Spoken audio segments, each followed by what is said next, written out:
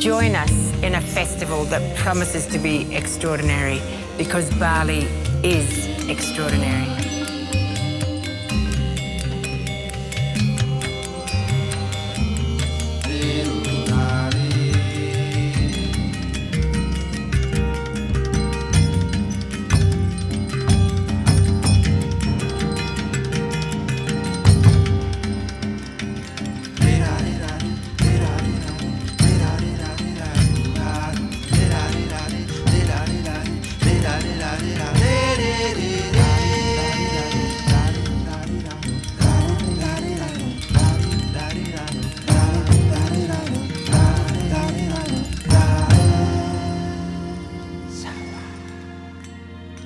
We reevaluate and reconnect. So the book that we're discussing today couldn't really be more well placed, I think, to help us get our bearings when we feel at sea. And many of you might find some of the things we're talking about this afternoon familiar. So I really encourage you to put a pin in that. There will be time for questions a little bit later on, and it's always nice if you have those framed clearly before we get to them, because it's a very quick session. The time goes so quickly. Desi Anwar is a national journalist in Indonesia, a television anchor and a writer based in Jakarta. She's the author of several books, including The Art of Solitude, which is about navigating a peaceful path, both in ourselves and the environment we cultivate around us to bring meaning to our lives. And I would love to welcome Desi now. Hello. Hi, Gillian. Oh, can hello. You see me? Yes, here. I can. Hi, and hi everybody in Perth and also in Bali. Can you hear me well? Yes, and I'm sorry to hear that Julia's not well. I'm actually, I was looking forward to meeting her, but I wish her all the best and I hope she recovers very soon. But anyways, it's a very, very great privilege for me to be here with you all. And it's too bad we can't all meet in Bali, but fortunately we do have the technology to get together, to stay connected, even when the world makes it impossible for us to get together. Well, this is so exciting to have you with us, Desi, and we wish it were in person as well, and we look forward to when it can be again. It feels very close to our topic to ask you what the world looks like where you are at the moment. Can you talk us through a little bit of what's been happening in Indonesia and what the world looks like for you right now? Well, fortunately, the last few weeks, we are seeing a downward trend, the leveling off of the COVID-19. But we did see a exponential spike in the months of June and July when the Delta variant came in. And I'm sure you all experienced the same thing in Australia. So we were averaging around, 5,000-6,000 cases per day. And at some point towards the end of June and the beginning of July, it even went up as high as 50,000 cases a day. So we were on sort of emergency lockdown, so to speak. And it was a terrible time for us, of course, on a personal level as well. I've had friends, colleagues getting the virus and, lost a couple of friends and colleagues as well. So it's been sort of quite a traumatic situation for all of us here in Indonesia. But in a way, because we've had this COVID for over a year and a half now, there's also the feeling of some kind of, self-isolation fatigue. And that was what was also causing the big spike, because people were kind of, have to go out and make a living, and it's getting a little bit difficult to just, stay away, whether from the office or from work or from your friends. So, yeah, that was partly the reason why the numbers spiked. But now fortunately, it's getting better. But I think we still have to be very careful with all the new variants coming in, because we don't want to see a third wave, because Indonesia has been impacted, not just health-wise, but also economically. Obviously, a lot of people have lost their jobs and their income, or they've been, have their activities reduced. And in Bali, I happen to be in Bali, they're not in Ubud. You can really feel that an island that really relies on visitors, relies on tourism, relies on service industry, the impact has been very, very palpable. So let's hope that we will see light at the end of the tunnel. Of course, the key is to get everybody vaccinated. At the moment, we're not even at the 50% yet, but because that is the key also for the country to start opening up. And I understand that, foreigners coming into Indonesia, it's still very much a restricted situation at the moment. So that's also something that we look forward to seeing easing soon. And if I'm not mistaken, 14th of October, we may see some kind of opening up of the borders. Oh, Desi, we so look forward to when we can travel to your beautiful country again. There's such a close relationship, I think, particularly with Western Australia and Bali, given our proximity and our history. It is a really interesting time to be writing about solitude and solitude as an art. I notice in your introduction you discuss the pandemic and you discuss isolation. But I wonder when you wrote the book, what prompted it? Had you started it before the pandemic hit? Actually, no. I was just I just finished my book previous to this one, which is called Offline, and it's basically just I was musing about our extreme dependence on technology, and this is already before the pandemic, and the pandemic has actually increased our dependence on technology. We do everything online now. We do everything through internet connection.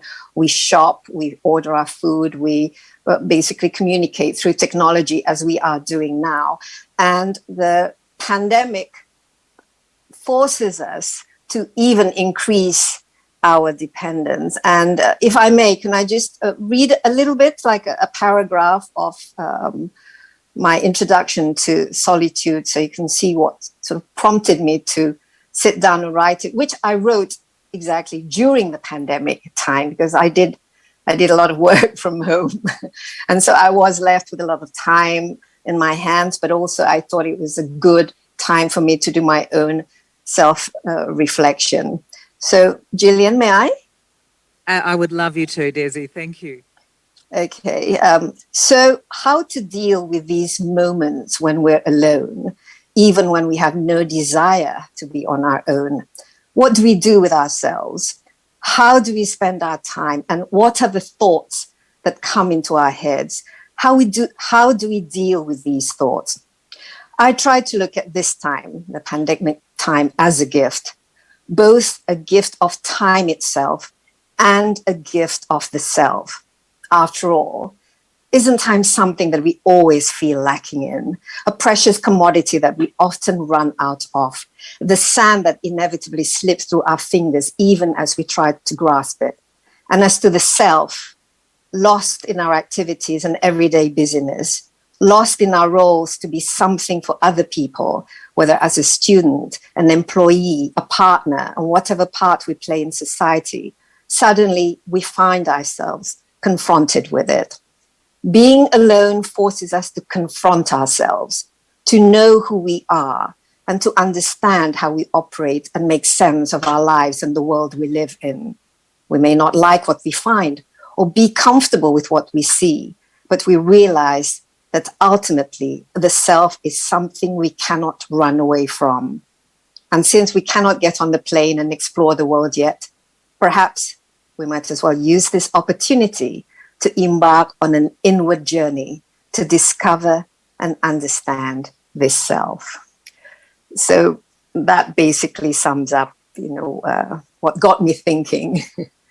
Plus, Did you write it, Desi, with an audience in mind, or was it part of a personal journey for you? It's for me, my writing has always been part of my own personal journey. It's some form of emotional and mental therapy, if you like, because I mean, in my line of work, I ask a lot of questions. I interview people and I ask and try to understand what's going on around us, what's happening in the world, why is this like this? But there is one thing that is always a constant, is I'm always asking about myself. And that's always been a constant since I was small. I was always, I had always the big questions in my head, like, who am I really? And what am I doing in this world?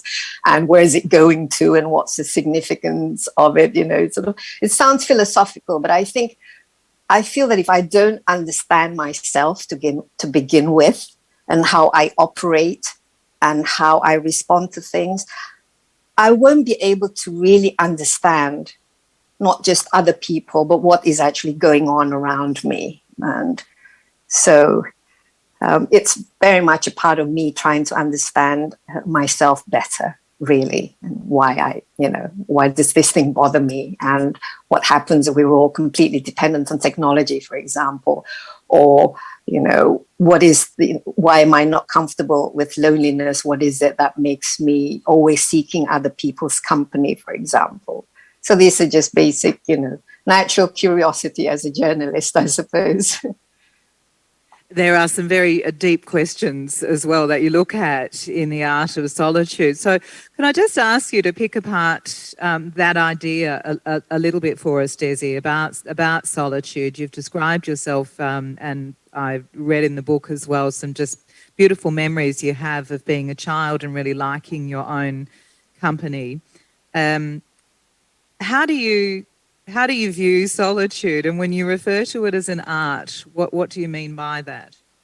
Okay, well, it's a good point that you mentioned about, the childhood experience, because I think all of us, we still carry that child within us. And even though we get older, but we are still that child that we were.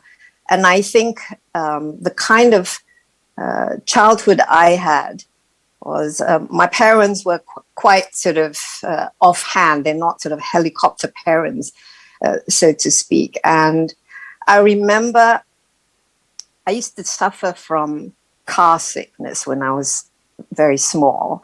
And when, my parents would sort of, let's go on a picnic, and we would go, yay, let's go on a picnic. Everybody gets into the car.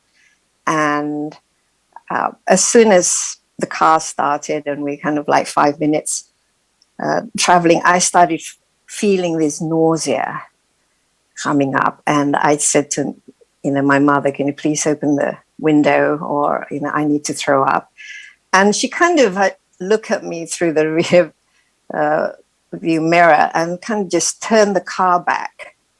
And everybody said, well, where are you going? And then she basically drove us back home, and then she opened the door and said, and then just let me out, and so I could throw up. And as I went out to throw up, she just closed the car and they drove off. Seriously, I mean, with so many kids, and I could just see them sort of waving on the back of this black Beetle, because she had this black Beetle that she had, and I couldn't believe it. And I was, I think, about 5 or 6, and I couldn't believe it that I was left alone, and there was nobody at home because everybody's gone on this picnic, and I couldn't believe that she did that to me. And everybody was like, not saying, hey, we've left her. So I was literally left alone in the house. And of course, I kind of, bawled my eyes out, and, why are they doing this to me? And, and then I find that after a while, just crying and feeling sorry for myself didn't help. So I just started, okay, well, I'm going to play on my own. And so I just created stories. And 10 hours later, when they all came back, they were like, yeah, you got left behind, and they were telling stories, trying to make me jealous. And then I just said to them, you know what?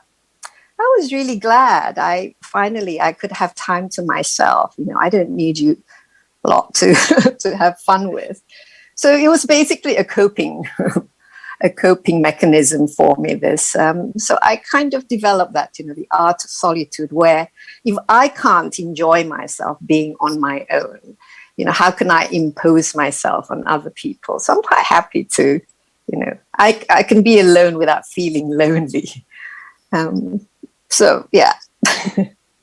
Has that helped? Have you had times in your life when you have felt lonely as opposed to okay about being on your own?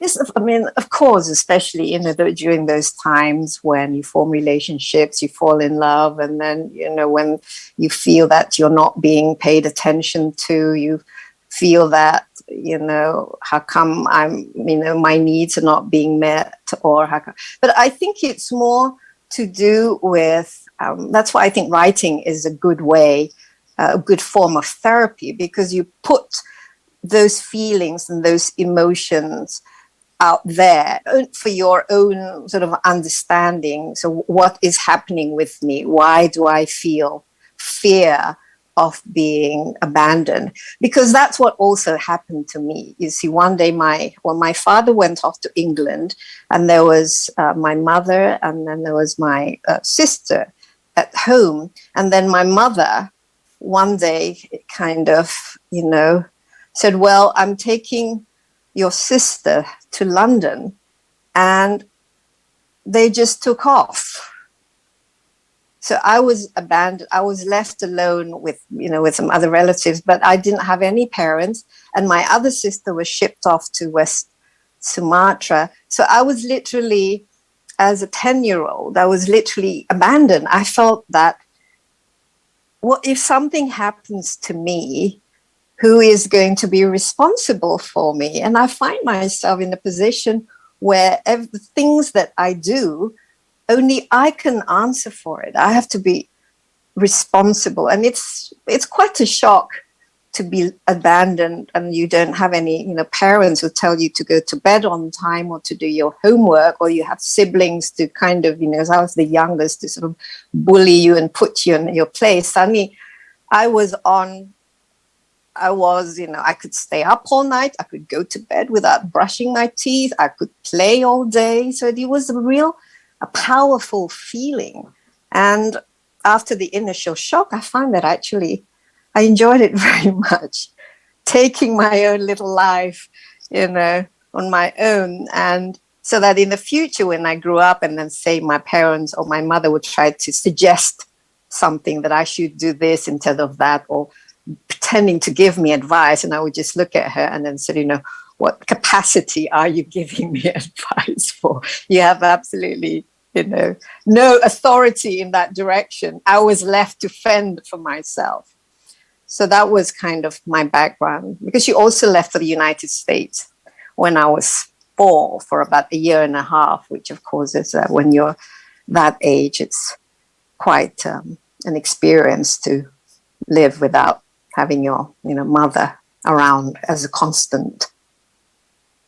I have to tell you, Desi, we have a habit in Australia. I'm not sure if you've spent any time here or how familiar you are, but when we hear a story that we feel empathy and we're shocked, we tend to laugh. So no, I laugh. If you can hear myself, and I do laugh. The room ringing with mirth at these terribly personal stories. I know. My mother was You're all like, horrible. What is wrong with you, Mum? I would say. She goes like, well, it's your life. I'm not going to live it for you. So. Well, it's an interesting perspective that you bring to it, because you've described yourself as a very curious person. You're obviously a very independent person, and you've had to be. I think so many of us search for meaning and purpose. I'm interested in your approach, how you have gone from that little girl left in the house on your own to this very experienced, well-established journalist who really takes introspection, but you see outside yourself so well as well. It's a very rambly question. But what I'm asking is, what is your approach to the search for meaning in life? Well, I think it's something that we can only have when we give time to ourselves to think about these things. And the problem with life is just that you're so constantly busy, busy with whether it's going to school, doing your homeworks and trying to be, successful, or trying to get a job and earning a living, that the one thing that we often forget is ourselves. And I think the beginning of my search and asking those fundamental questions was actually, I was quite young.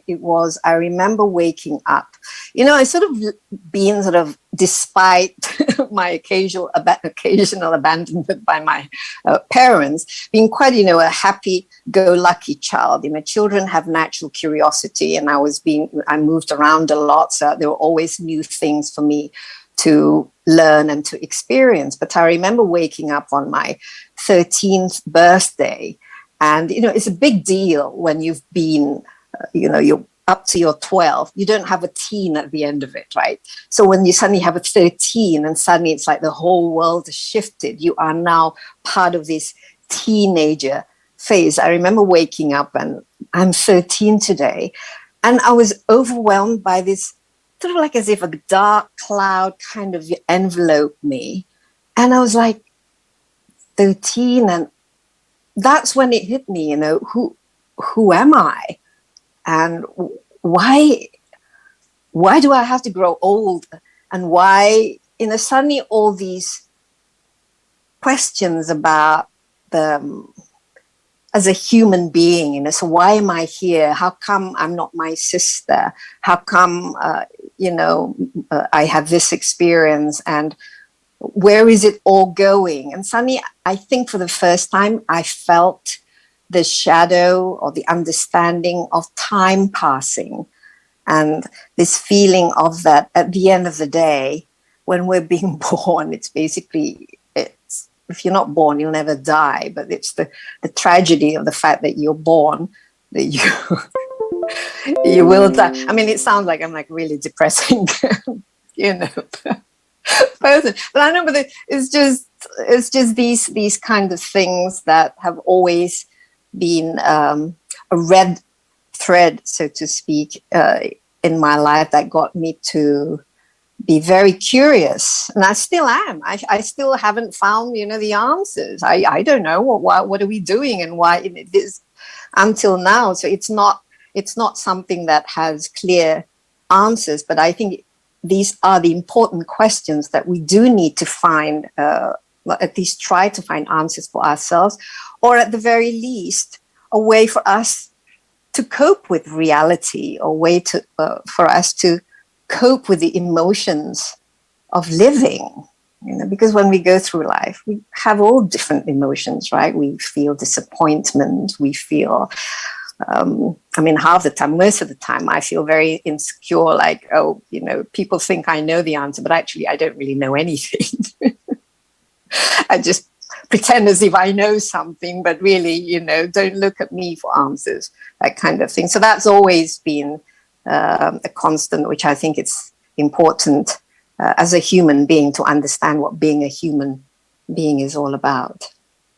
You have some very interesting thoughts on death, Desi, that you discuss in the Art of Solitude, almost as though life is a preparation for what happens after death. So there's questions in there about faith, but can I just ask you to expand a bit on your thoughts about that particular stage of our life, because I think it's something that we often find very uncomfortable, even though it's an inevitability to think about and talk about.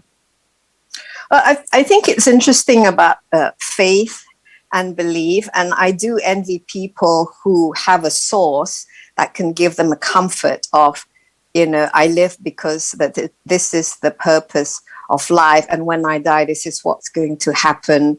And the answer is already there because there is a single source or several sources for it. For example, that becomes a life raft that you hold on to. And I envy that kind of, I know, I'm not worried. But for me, the questions are always there. I'm not so much enticed by the certainty as to kind of, but is it? Is it really so? Because I feel that, nothing is really black and white. I mean, life, having a life in itself, I don't know why, we humans are given a life on this planet. I mean, it's, there's billions of other planets, for example. I mean, sorry, Jill, these are the kind of things that sometimes, maybe watching too much Netflix and, it's way too much time on my hand that I start thinking of these things. But it's great if you have that kind of certainty in beliefs. I'm not worried. That way you can just get on with the business of living. But I always try to look beyond of what is it, why are humans, why are we here really, and why have we sort of gone through this evolution where, at some point we were a minor part of the planet, where we were sort of hunted as a species, to a species that now really, if we talk about viruses, we are the human beings, we are the virus of this planet. We've multiplied exponentially. We've kind of, if you look at the number of lions or whatever, or wild animals out there, and the number of humans that populate this earth, which is over 7 billion, and doing all sorts of, unintended consequences to the planet. And I start thinking, well, I think we start to look beyond our own fear of, mortality to the reason why we have evolved to the stage of where we are at the moment. Well, I don't know if I'm making any sense, but I'm sorry, Desi. I'm not sure if anyone can fix my screen here who's technical and running around, but otherwise, I'm just going to move my chair a little bit because I can't. I've lost your picture, Desi, and I'm still here. Can you see me? I can see you up there. Oh, okay. So I'm just going to sit back here a bit, if you don't mind, so that I can see her. Otherwise, it just all feels a bit weird. Can you still see me, Desi? Yes, I can see Fabulous. You. I feel like I'm looking down on you, Gillian, like some kind of deity. You are, yes. Like a deity. Yes. And I wish I feel could like see this little some of the mini audience. person. Yes, my child. I almost want to get on my knees. We have a very interesting relationship with machines, considering how, and I'm interested in your reference to humans as the virus. We do so much damage, and I think the busier we are, and the more we develop, the further away from ourselves and nature, the environment we get, and the closer we get to intelligent machines, which you have quite a lot to say about in your book as well. I wonder if you'd expand. Well, I feel that we as humans, having this human experience, a human life is actually very, very short. The average lifespan is, if you're healthy, well, now with a virus, some lives are shorter than others, but it's very rare that you get to live beyond the age of 100. Okay, so there's only a limited amount of time that we as a human are exposed to on this earth. And I feel increasingly that during that short individual time that we have, that we've we're putting our priorities in the wrong place, so to speak. And that includes, the way our society is being,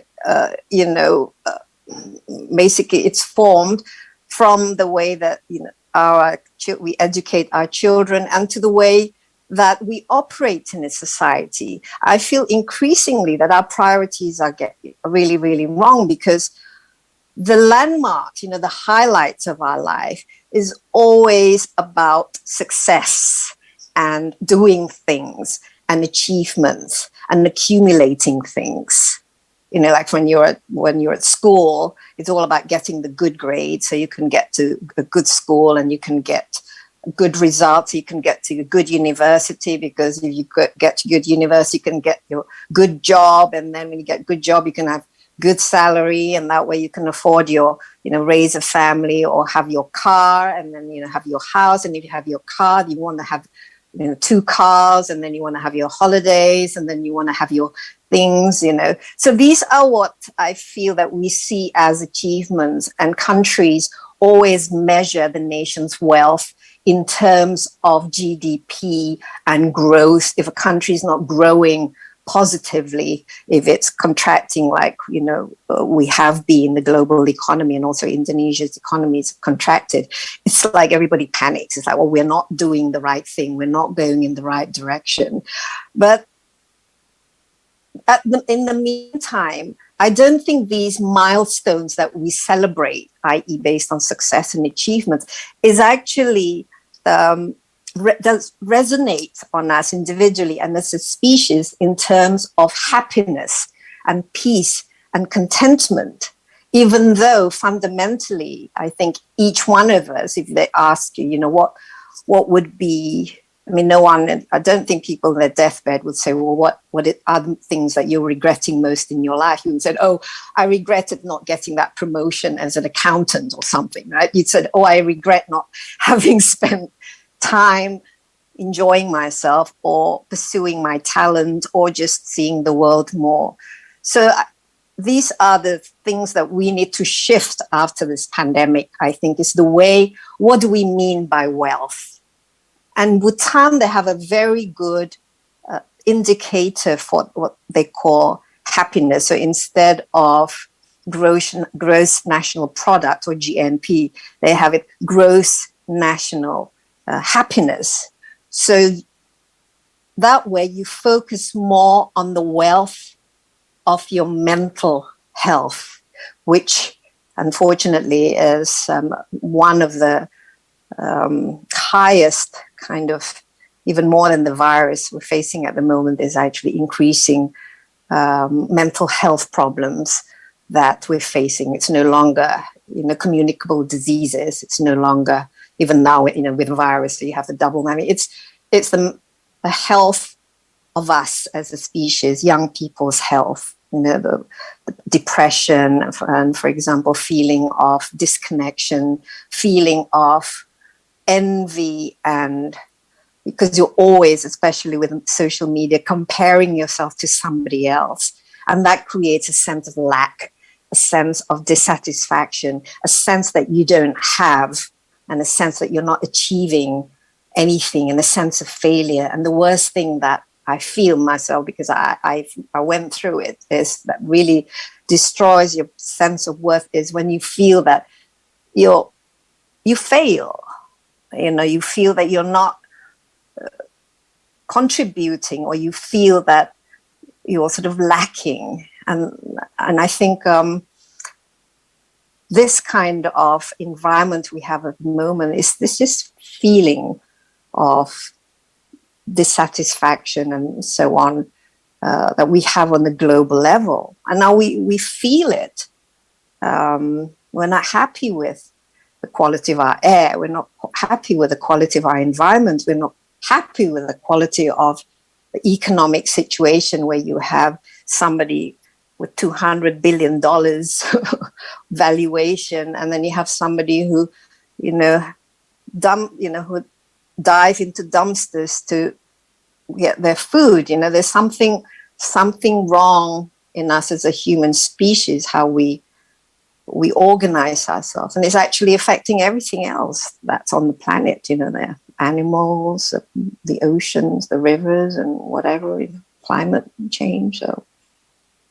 And I wonder, given your role in the media as a journalist, if you have any thoughts on, as you've touched on, our relationship with the media, as particularly our young people, I suppose, in social media. What do you think the impact on that is on mental health?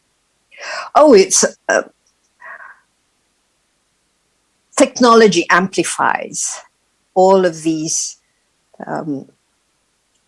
What we call, you know, negative things, you know, the fears and the feeling of insignificance, the feeling of that you're not doing well compared to others, on a million times bigger, simply because it just, you know, it just goes out there.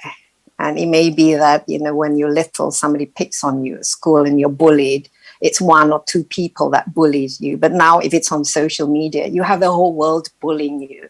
And that is really, you know, very, very destructive to our emotional and mental health. And it's also,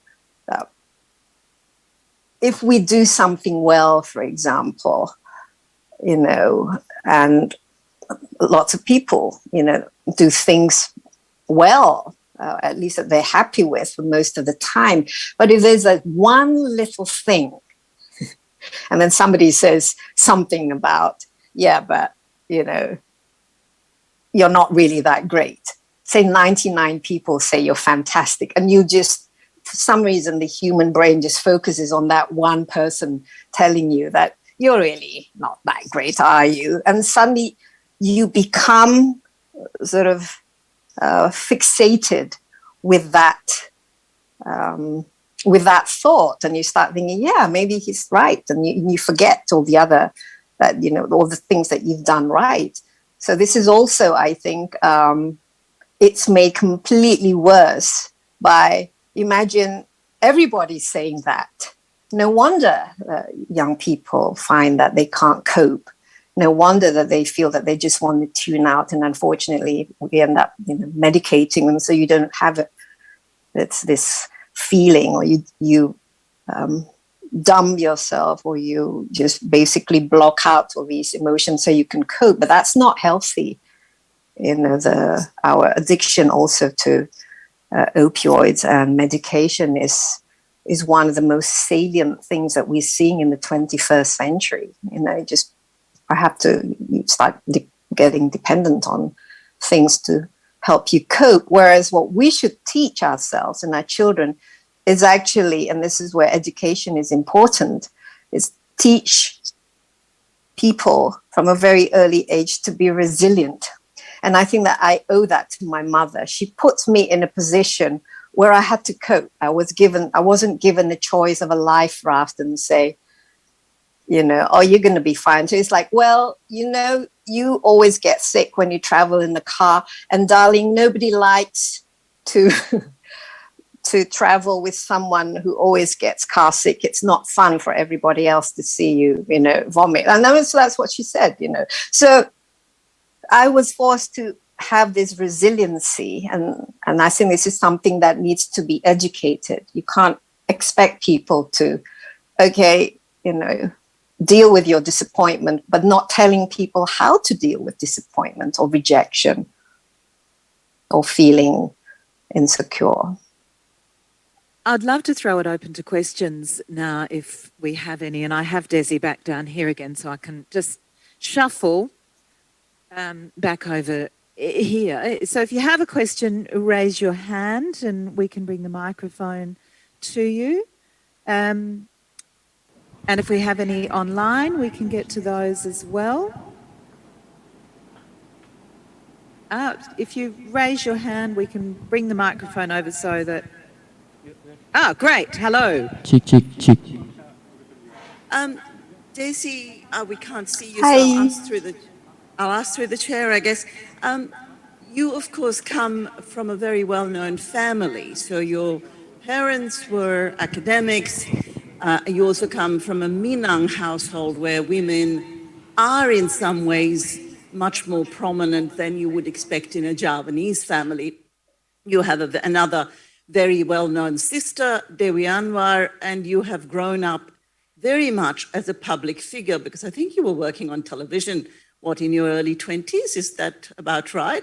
So at one level, you've had a very lonely, you've had obviously been abandoned from time to time, but you've also had a very extraordinarily public life. So I'm just wondering how those two things kind of play together. And you're particularly interested when you said, why am I not my sister? And I did wonder why you and Dewi both became very famous, but in very different ways. Thank you. Desi. Yes. Sorry, can I have the name of? Krishna Sen. Okay, hi. Yes. When people talk about... I should explain. I'm an old friend of your sister's. Oh, okay. But we will ask you to comment, Desi. Okay, because you seem to know my family quite well. Well, it's great, and thank you for joining us in this session. Yes, you're absolutely right. Because there's me who's quite happy, being on my own, but I'm also very comfortable in a public setting. And how does that go together? There's some people say that, oh, you're an extrovert or you're an introvert, for example. I like to think of myself as an introvert in that I find I get my energy when I'm on my own and when I can sort of reflect and understand. So what was that all about? And just, have that regroup again. But it doesn't mean when I'm out there, I sort of get stage fright or something, because the way I deal with the public, and it's that if I start seeing, okay, like 100 people are watching me, or, I'm out there and the whole country is watching my program, then of course that would give me some kind of, if I make a mistake, I'm going to make a fool of myself. So the way I try to deal with it is that I'm human and I'm talking to another human being. And I work on the premise that I always try to forgive and be understanding of, say, my friends' mistakes or weaknesses and annoyances, But so I try to think, oh, well, that person, I'm sure, will also try to understand my silliness or my being annoying or my weaknesses. So the camera is actually, I find, a very, very good friend. And most of my career is actually, it's me talking to the camera. And I find that, it gives me comfort to just look at the camera, and the camera is very understanding. They don't kind of criticize me. They don't talk back. They don't come up with sarcastic comments. So that, if I find myself much more comfortable talking to camera than in a real party situation, for example, it's partly because of that. But some people get their energy from being with a large group of people, and they find that when they're on their own, they feel like they're missing out or something. But I think I'm the opposite. We have time for one more question. Thank you, Leslie. Thank you so much. It's been a fascinating session. Given your mother's attitude, and you're having to be very resilient, obviously from an early age, and your very massive public profile, how has that impacted on your capacity to become close to other people and to let them into your life and have those sort of interdependent women relationships? Yeah, that's a great question, because I felt that growing up, how your world is basically your parents and the things that you have around you, and that and the school that you go to. For example, I think you mentioned that I come from a West Sumatran family. There's a Minang, and we're very matrilineal. So women have a very respected position in society because it's the women that can pass on the property, the inheritance. It's not the men. And I have two other sisters, and my mother had basically there are three women in the family. And I think that's really influenced the way I view the world, which is different. For example, if the value, and in many societies, and even in most societies, that female, the women are valued a little bit less than the male. But in our family, it's my father's always outnumbered. And he always lost. He always lost the argument. And of course, when I went to England, I went to a girls' school. So I was fortunate in the sense that we didn't have to compete for the attention of boys in order to feel that we're the most, popular, for example. So we were forced to compete on the academic level. But my sense of, because I'm naturally interested in another person, and I always try to understand them. And I think one of the main reasons is because I'm always trying to understand myself and learn how people cope with things, cope with the challenges in their lives, and cope with how they deal with difficult situations. And I find listening to them very instructive.